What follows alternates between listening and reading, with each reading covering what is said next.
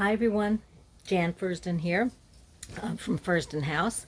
I just wanted to share with you what I've been working on for the past couple of days. I decided I'd better get started working with all of these flowers that I pressed from the spring and the early summer. Otherwise they were going to just kind of dispose of themselves because they don't last forever. Nothing does. But so I set aside some time and I really worked hard at it, and this is what I have accomplished. So I'm feeling pretty good about that, getting it out of the way. And so what I'm going to do is just share with you, and some of these will be for sale. I'm not going to sell all of them, of course, because I want them for my own ephemera, but I had a good time doing it, and so just wanted to share that with you. So here, this is something new, well, new for me. I got the little container thingies, whatever, the little picture frames, if you will, from Michael's. And there are several different sizes and shapes and what have you, but I liked this tag shape. They do not come with acetate. It comes actually in 3 pieces. There's the backing, and there's another piece that looks like a backing. I'm not quite sure why it's separate, but anyway, it is. And I've just put that aside for now. And then there's this front piece that has the cutout in it. And what I did literally was just to put some, what I actually did to get this color in the back, instead of cutting out all these pieces of paper, I thought, oh, to heck with it. I just took some chalk paint and painted the front. So this piece here, I just painted the other side of it so that I have that whitish, that cream color in there. So I would get a better contrast with the flowers, because they just don't show up that well against this craft color. And after I did the chalk paint on the one piece, I adhered with just little bits of glitter glue, little dots here and there, and then put the flower in. Then cut pieces of acetate, put the acetate over the flower, and then glued this outer frame onto the acetate. And that is the result. So you can write on the reverse. It's very sturdy. It's hard card. You can see the width of this. And the one piece on the back is, you can see a tiny line there. Just there. About the depth of maybe a dime. Well, actually not even that. Maybe a half of a dime. But anyway, it's very sturdy. And I thought they turned out really well. And I just used some sari silk to put the things on. And as I said, some of these will probably be for sale, or will be for sale. Not all of them. Those I use, and I still have to write the name. Like this one is a pin cushion. That's the name of that flower. And here we have, again, the same technique for all of these. This is Bleeding Heart. No, it is not. I always want to call it Bleeding Heart. It is not Bleeding Heart. It's Fuchsia. Gracious mercy. These are Bleeding Hearts, and you can see the little heart shape and then the little thing that comes down, and you can see the color has gone from a lot of it. These were bright pink a couple of months ago. Some keep color, some don't. You just never know. So again, Fuchsia and Bleeding Heart. Here's some sweet little rose buds. Now the neat thing about these are tea roses. The neatest thing about this is we bought a tea rose, or actually two of them, and they were all cream color. And in one of the ones that we planted, and we have it trailing up a bit of railing, and at the base of one of the cream colored tea roses, out starts growing these sweet little pinkish red tea roses. They actually have gotten darker. They weren't quite this dark red. They were more of a medium, sort of a medium pink. Just as sweet as they can be, very small, and it's just such a nice little delight, a little surprise in the midst of all the cream colored tea roses, which are also lovely. And again, the reverses are empty now, but those that I put for sale, well, probably all of them actually, I'll put the name of the flower on it. Here we have Fern, and here we have the Chinese fringe flower. And I'm hoping next year I get really picky about how much I press and the kinds, because it just, Some of them don't press as well as I want them to, and I tend to press far too many, and it just seems like I'm battling something. So I'm like, no, we can do this better. So next spring we'll see how it turns out. This is a primrose. All of the others came from our home here, except for the one other besides this one, which I'll show in a second.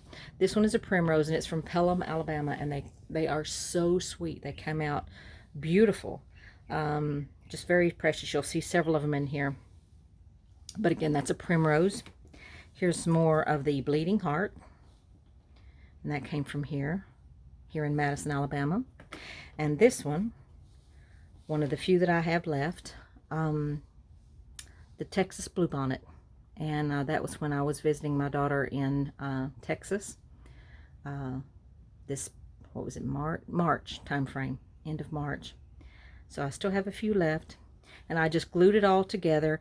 And to, especially the part where I'm putting this heavier piece on the back, I just put little clips on it to hold it down.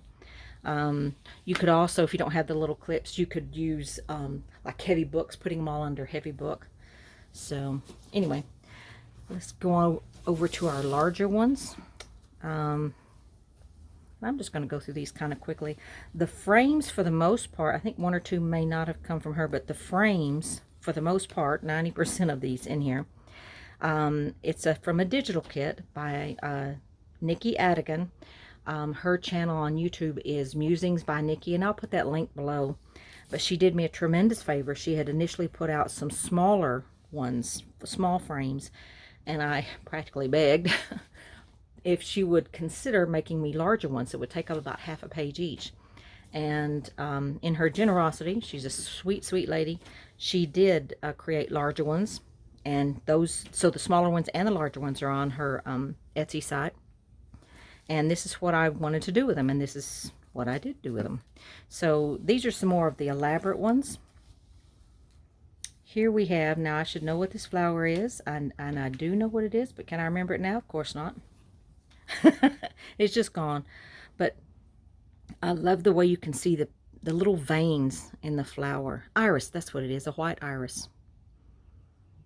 And just beautiful. I was amazed at how well it turned out, because it just shows how delicate it is.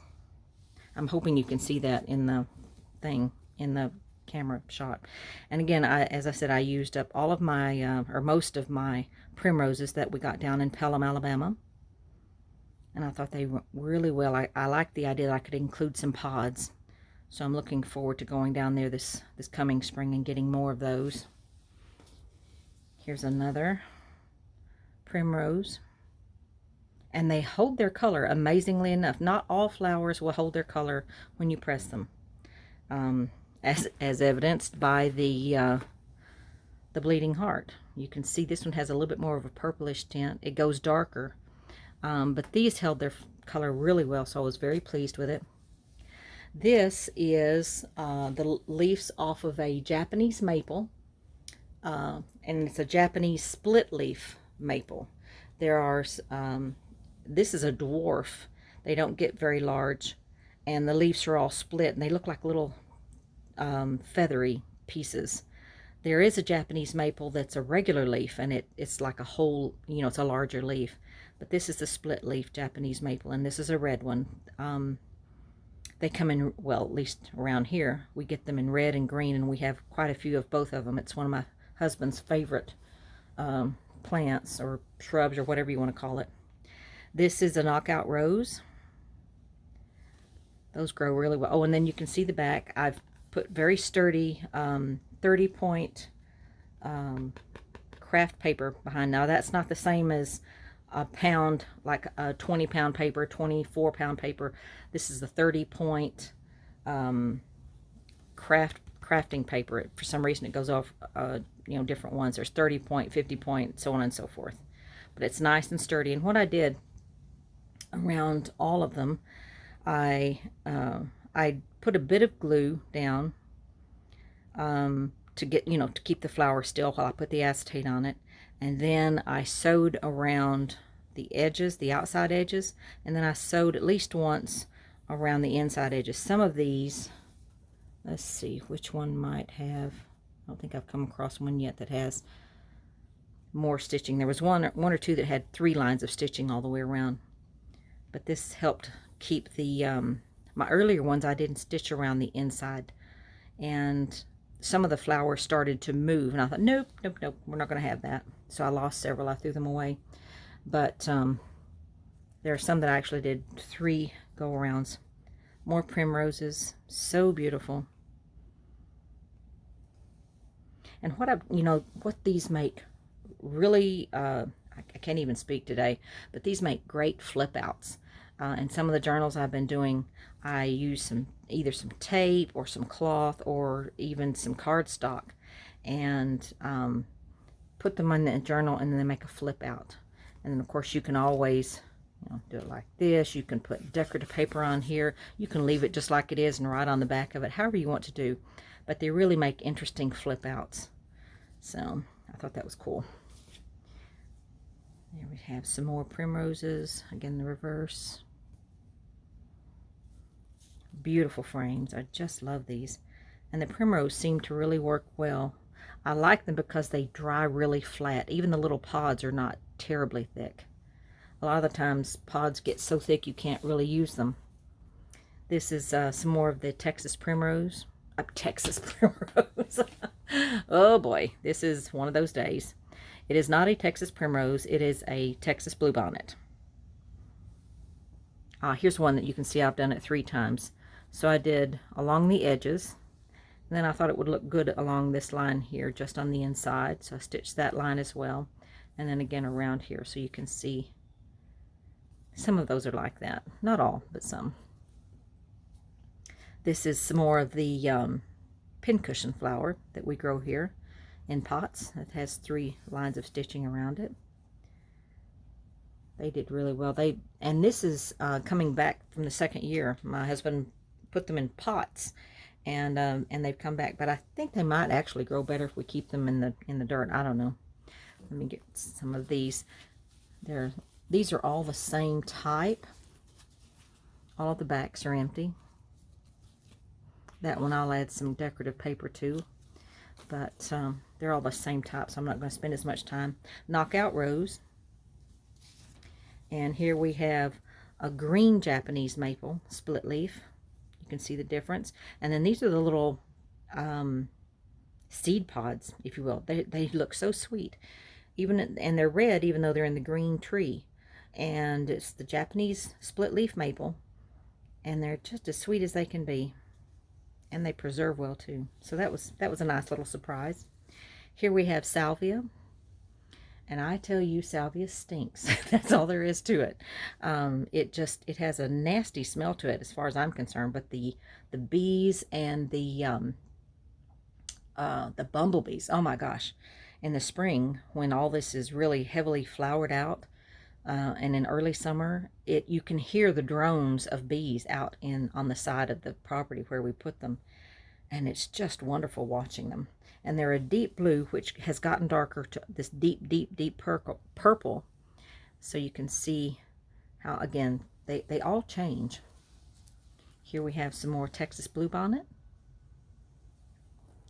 This is my all-time favorite flower. And I love flowers. I think they're beautiful and wonderful, but my all-time favorite is honeysuckle. And it does not press well.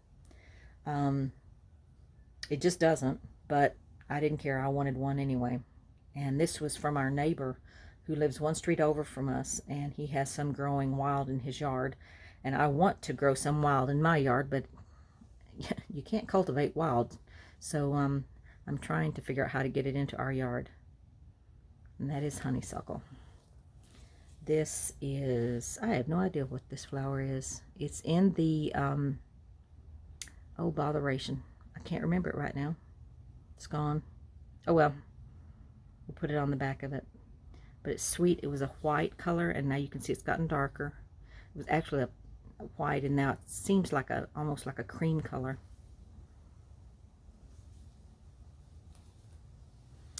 Oh, you know what? I just noticed that one didn't get stitched around the around here, so we'll have to do that. Poor thing. Okay, we'll have to do that. This is crimson clover. And we found that along the side of the road going to our daughter in Texas, we found this in Mississippi, and it was bright crimson, and I had never seen it. And we on the side of the road, we're driving by, and I'm like, oh my gosh, what is that? Of course, my husband's like, okay, I'll pull over. Sweet man. And I looked it up on this plant app that I have on my phone. It's called PlantNet, Plantnet, and it helps you identify plants and flowers and what have you. And it turns out that is crimson clover. I'd never seen it, so I thought that was really cool. And here's some of my favorite lavender. But again, my all-time favorite is the honeysuckle. Here we have some more of the Texas bluebonnet. And this is azalea. Mostly, these are buds. Well, that one's a bud. This one's just starting to open. They were purple azaleas. Beautiful. They're actually flowering out again right now. Generally, they'll flower at least twice a year. And at least my husband has a green thumb. He has a green fist. I mean, it's amazing what he can grow. Here's some more in bud. Beautiful azaleas.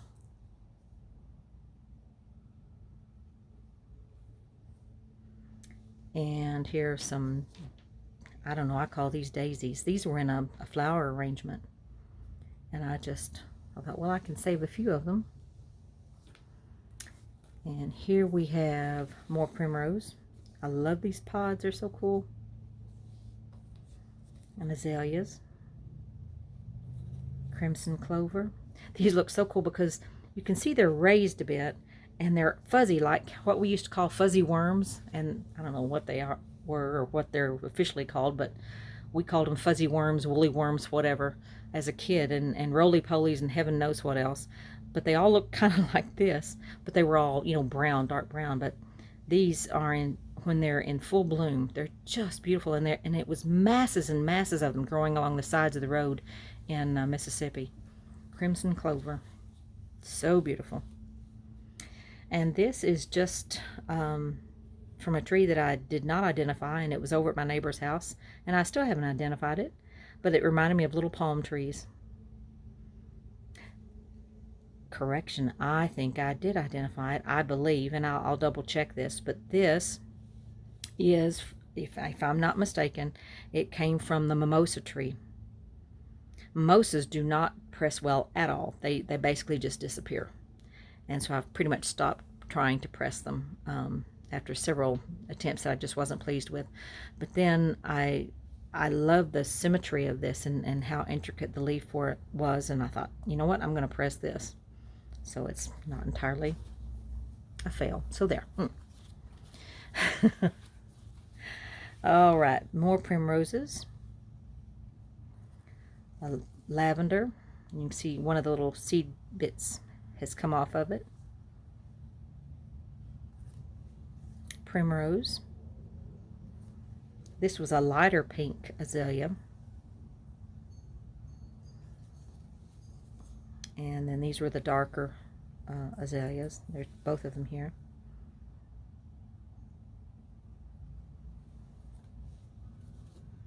And this is Queen Anne's lace. And this is two types of Lenten rose. That's L-E-N-T-E-N, Lenten rose. This type has pods on top of it like so, and it's very thick, and you have to be careful pressing it because you have to squish it. And you can see one of the seed pods trying to come out there. Seeds are in there. And then this is another kind that we have that is growing. It's flatter. You know, the leaf still, or the petal still curls, but it can lay out flat, whereas these, you can see it doesn't lay flat. So that was really neat. And here are probably my favorites because I like the miniature size and the fact that you can get 4 on there. Oh, let's see if I can. That's fuchsia, lily of the valley, fern, and this I believe is Greek mustard, if I'm not mistaken. I'll have to look that one up. Don't quote me on that. No, I'm sorry, it is not Greek mustard. Greek mustard is much, much smaller. This is golden tickweed. Greek mustard sounds better than golden tickweed, but there it is. And again, that's the reverse. And I did not deliberately go around these. I thought it was just a little too much, and I didn't want it to be too busy. So these I did not go around the insides. Here we have the flower that earlier I could not fail to identify. This one is in purple. This one's in cream color. I'll have to figure that out later. This is one type of the, oh my gosh, my brain is mush. What is it? Dogwood. There are a huge amount of varieties of dogwood. I never knew that. It's the Alabama state flower. But we have two or three, I think about 3 different types here in the yard. And this is one of them. Little star-shaped flowers. So sweet. Lavender and fern, of course. And again, that same unidentifiable flower.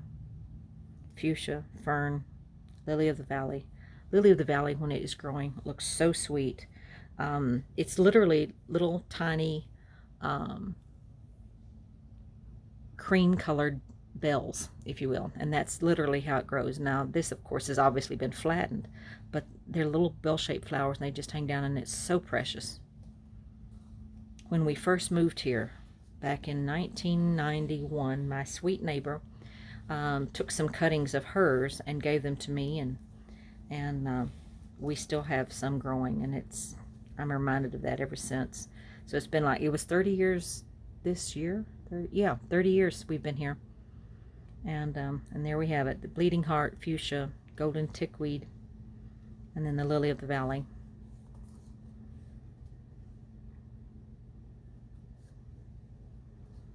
And the problem with, or not problem, but something you have to consider with these, they're so small, you have to get something that is small. So that's why you'll see a lot of the repeats of the same type of flowers.